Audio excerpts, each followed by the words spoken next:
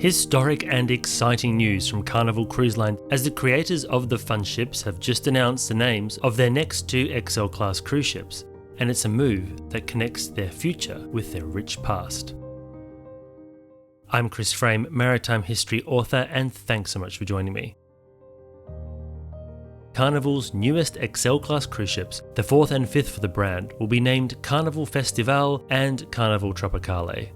These names will certainly resonate with long-time Carnival enthusiasts, as both are names of significant ships from the line's rich history. The new Carnival Festivale and Carnival Tropicale represent a significant evolution from their namesakes. These XL-class ships are massive, exceeding 183,000 gross tons, meaning they have an enormous internal volume. Furthermore, this class of cruise ships is at the forefront of cruise ship technology, being the first dual-fueled vessels in the world, meaning that they can run on both liquefied natural gas as well as traditional fuel oil. Each ship also represents a substantial investment for Carnival, with an expected cost of over $950 million each.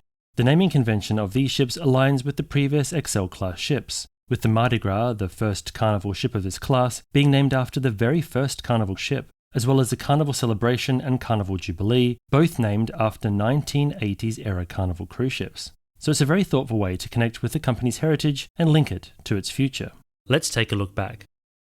The original Festivale was Carnival's 3rd ship, entering service back in 1978. It's a fascinating thing to see this name being brought back for one of their largest new vessels. But the story of the original Festivale begins much earlier.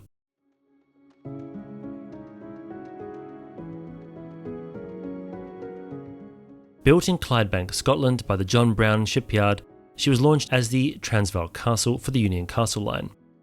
She played a vital role on the UK to South Africa route, carrying passengers, mail and cargo, so it really gives you a sense of the different era of travel back then. And in 1966, she was transferred to SAF Marine, a South African company. However, by 1977, she was laid up, as the jet aircraft and containerization had decimated line voyages around the globe.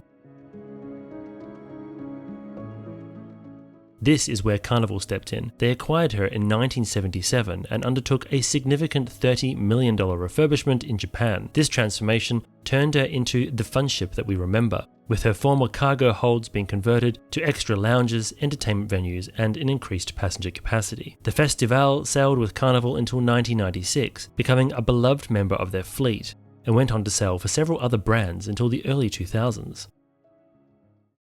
Now let's turn our attention to the Tropicale. This ship holds a special distinction as Carnival's very first purpose-built cruise ship.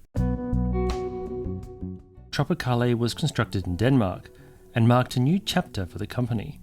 Importantly, the Tropicale was the first Carnival ship to feature their now iconic winged funnel, otherwise known as the whale tail, a design by Joe Farkas that became synonymous with the brand's identity. Beyond her design, the Tropicale played a crucial role in Carnival's expansion.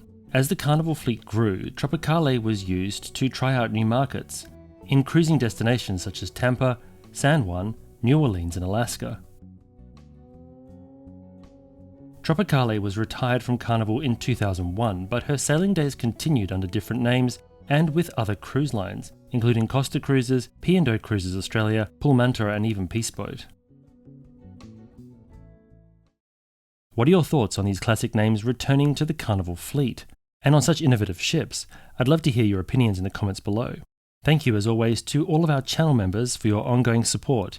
If you'd like to join the crew, check it out in the link below. And if you're interested in learning more about Carnival's latest ships, you might want to check out my tour of the new Carnival Encounter.